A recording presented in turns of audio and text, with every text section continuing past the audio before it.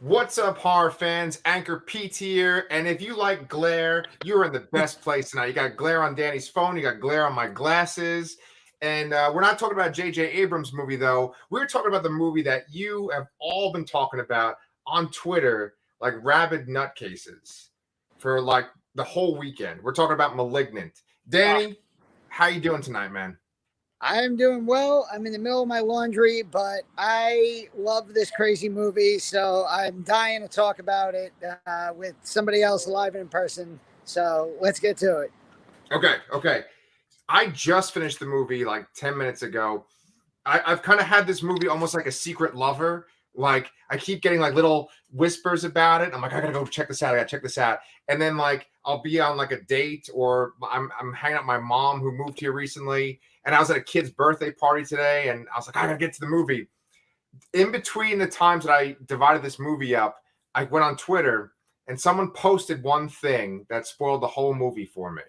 Ah, Yeah. I somehow managed to avoid all spoilers. Are we just going right into spoiler discussion? So like Let's just spoil the shit out of this. yeah. So if anybody's watching and you want a spoiler free review, I posted a review yesterday that's about 15 minutes or so. It is completely spoiler free. Go watch that.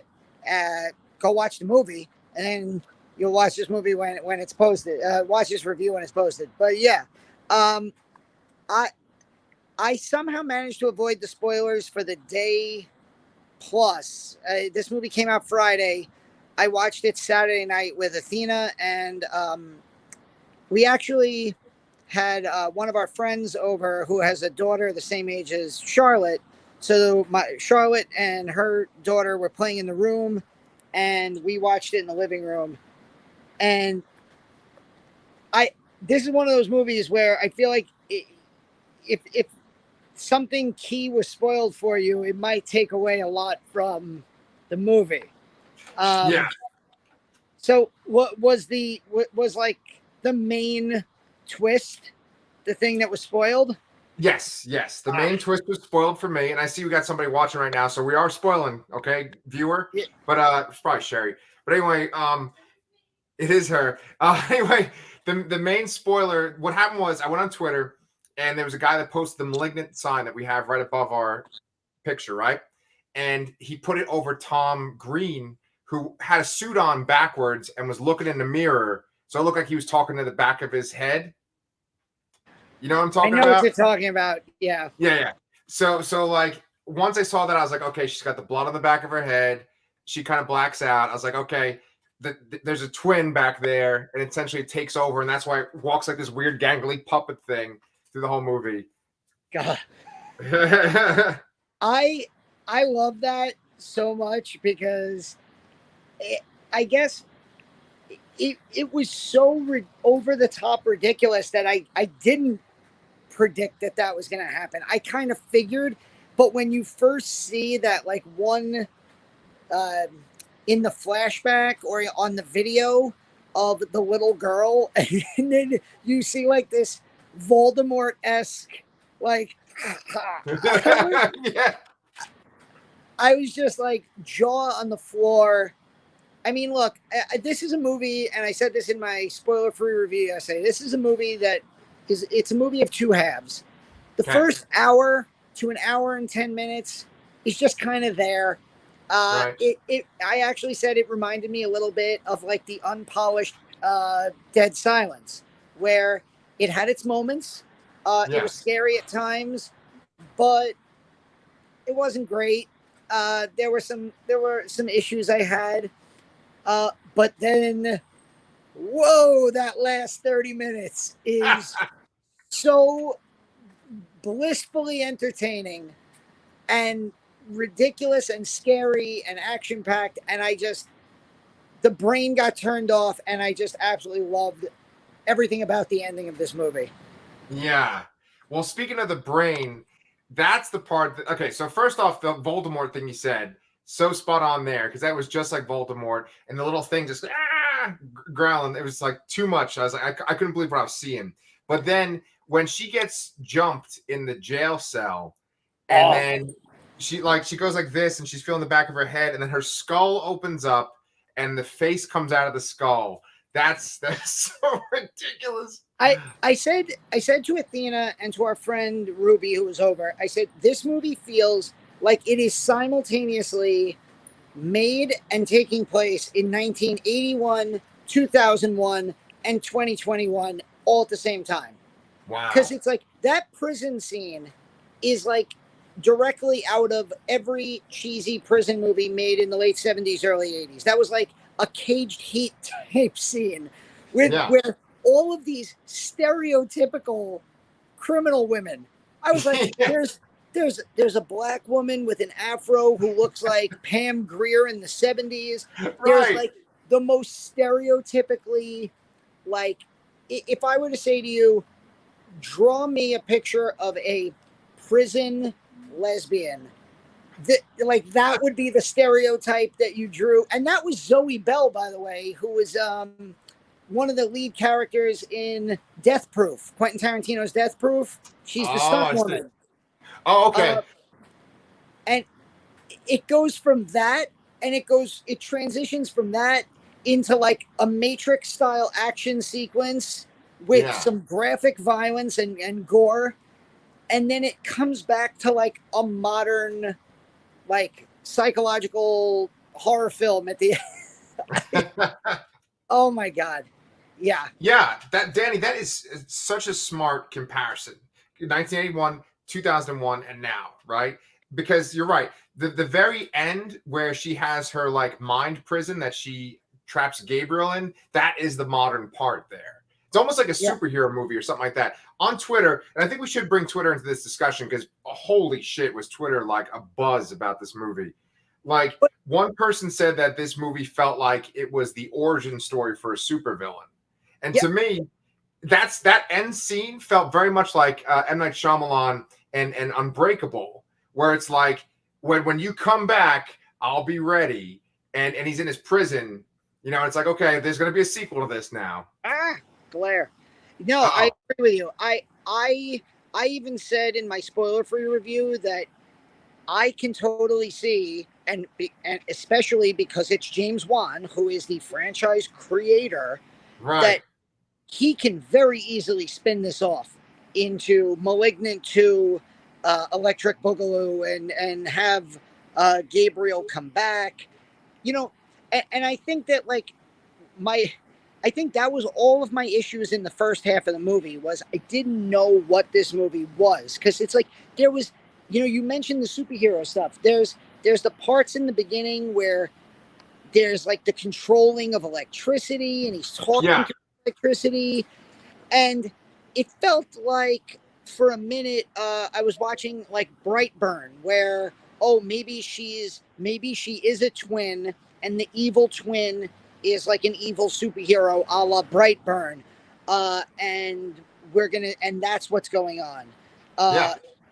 But did you ever see Basket Case? Did you watch? Okay, I'm so glad you just said that, because I was about to tell you that I have not seen Basket Case, but I thought that this was like the closest thing I could picture to being like Basket Case. So I've seen that comparison a lot, and it makes perfect sense. Were you an X-Files person? Have we talked about? Yes, I did like the X-Files. Yeah. Because there was an X-Files episode, like a Monster of the Week episode of X-Files, where a guy had a parasitic twin that would detach and commit murder. I remember that. And I remember, and like the second I hear the words like parasitic twin, I think of that episode of the X-Files. I think of an episode of Tales from the Crypt that did the exact, very similar story. That show was on in the early to mid 90s, HBO and on Fox. And then I thought, of course, of Basket Case, which if you haven't seen it, that's a movie.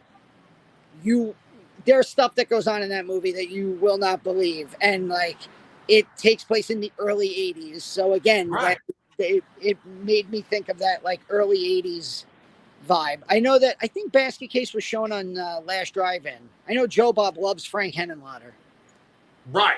That's exactly where I wanted to go with this, because like I'm wearing my Joe Bob shirt, and I felt like this movie is a movie that would have been on the Last Drive-In, and it would have fit in perfectly, you know? And like you were talking about showing it to your wife. Did your wife like it? So Athena doesn't love. She'll watch horror movies if they're based on Stephen King books because she loves Stephen King. Right. Anything else, especially like really gory stuff, she's not in for. Uh-oh. But her friend, our friend who came over, likes horror movies. So Athena was like, "All right, I'll watch it with both of you." So she sat and she watched it, and we, let's put it this way: I think this movie was better because I was going to go see this movie by myself in the movie theater. Right, And right. I feel like if I had gone by myself to the movie theater for the first viewing of it, I might not have loved it as much because for the first hour, I would have been sitting there and I would have been like, I don't think this is a good movie. I don't Yeah. think it's that great. But because I had two people next to me and we were watching it on HBO Max, we were kind of laughing at those ridiculous moments and it Sure. made it better. So Athena did kind of like it. And because I think a lot of the gore was so fast and action based, like Yeah. you can tell that Juan has kind of left The Conjuring behind and he's got a lot of that Fast and the Furious Aquaman uh, Yeah. in him now. So she did not dislike it. And we all kind of just jaw on the floor, hysterical, crazy like reactions to that last 30-35 minutes. But yeah, it's my our friend Ruby was like, I think it's like about an hour into the movie. She was like, I think it's something with the back of her head because Yeah. why would her head just keep bleeding like that? And we were Yep. like, yeah, all right, maybe okay, but I mean, nothing can prepare you for when like she literally just rips the back of her freaking head open Yep. and then starts like bending her. Yeah, I was convinced that that was like a contortionist doing that. Like I Right. wasn't sure if that was like CGI or if that was just a contortionist doing it because that was such a creepy effect Yeah. and it really made those action sequences like stand out and but you brought up Twitter before and I think it's so telling with Twitter with this movie especially. I saw so many reactions that ran. There's very few people that are just like, it was okay. There's Yeah.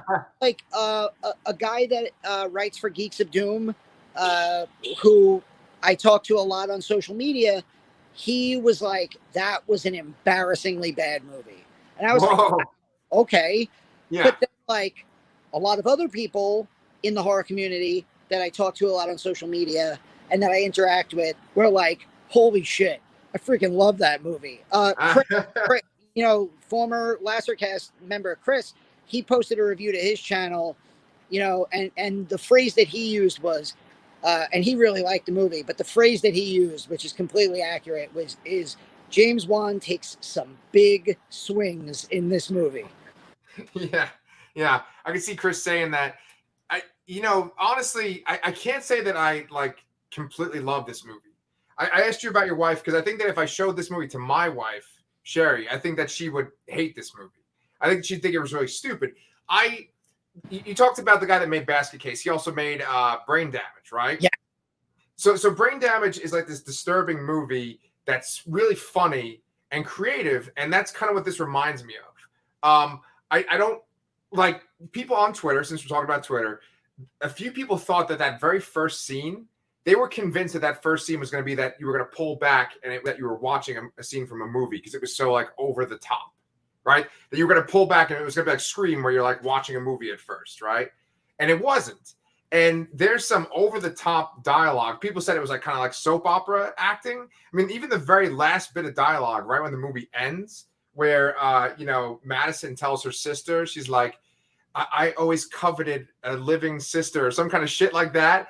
It's just like so over the top. So the movie itself there is were so many just individual my favorite part of this movie, my absolute favorite scene in this entire movie, and a moment that Athena and our friend Ruby and I all like lost it completely, was just when the sister gets to that like House on Haunted Hill hospital. Yeah, yeah. And she pulls her car up to the edge of the cliff. And we were like, why would you park the car there? Right. Convinced. I was 100% convinced that that was like Chekhov's car and it was going off the cliff. And Right. because, like, unless she just didn't see that, who parks that close to a cliff? Like, Yeah. Well, I mean, but that whole sequence, right? I was like, is there something from this sequence that they cut out? Because like they have this gigantic, amazing complex that she goes into, and it's just her by herself, and she just goes in, and it's like so ridiculous. Like, okay, this one girl by herself is going in there. and then she literally is like in the basement. She's like, oh, the basement, of course. So now she's in like the dark basement, and she's like, what's that? Right. I better get out of here. And then in the next, like, it just cuts to her. She's back with the mom watching videotape. Right. And I'm like, Right. oh, so she's not flying off the car off the cliff? Okay. Yeah, yeah. That's why I really did think there was like a scene there that they might have cut out, but like there just were a lot of things where it just seemed like so over the top. Like even in the beginning with the husband that like hits her head against the wall, right? That little scene where the two of them are talking to each other, like I felt like that was so over the top too. Yeah. You know, he's like watching like a baseball game or something in their bedroom, and she's coming home like, I'm pregnant, I'm in pain. And he's like, fuck you, I want to watch the game. I just thought it was like so over the top. We brought up that like House on Haunted Hill style hospital. A lot of people I've seen say that like this movie feels like it belonged in that late 90s, early 2000s, like House on Haunted Hill remake level. Yeah. Where it's more of a companion piece to those movies. I think it was Dark Castle. That was the production company that made all those. Yeah, yeah. And I mean, it's better than the House on Haunted Hill, The Haunting, 13 Ghosts. It's better than those movies. But it does feel like a companion to those types of movies. I said this in my non-spoiler review, where it felt like James Wan had been saving up all of these horror ideas, and then he just decided to throw them all in one movie. Yeah. Like we're gonna have a serial killer who can a giallo style serial killer with the black, trench coat and the hat, the wig and the gloves and the sharp weapon. There's going to be a superhero element where they can speak through electricity. There's going to be the parasitic twin angle. There's going to be the evil hospital on the hill that's doing experiments on children. There's going to be the adoption, the secret adoption. The mom who kept videotapes where the dad just videotaped. Like if I was like videotaping like my kid's birthday party and they started like talking to themselves, I wouldn't just keep the camera on them while I was like chastising. Like, what are you doing, Charlotte? Yeah. I would put the camera down and be like, what's going on, babe? Yeah. Jeez, that's a really good point too. I didn't think about that. I actually kind of like that stuff when they were showing her as a kid. I like the idea that she had like this imaginary friend. I like that angle. But then it's just like, there's an imaginary friend who comes along. Right. Yeah, it was almost like an evil, like drop dead Fred. Did you ever see that movie? Yeah. Yeah, like it would have been cool if it was something like that. But I don't know. It's just so over the top. And a few things I want to bring up too. Like I think that all the characters are kind of silly no matter what. But I did like the detective and his partner. And I like that his partner didn't like believe her at all or give a shit about her. And then they both get hurt. And then you have this forensics cop who loves him. And there's this great part where she runs in and she sees the partner who's cut, but then she just like walks over her body to go see him. Right. I love that part. Now, I think that like forensic cop. Yeah. Like the girl who has like a crush on the detective, I think she might have been one of the co-writers of the movie.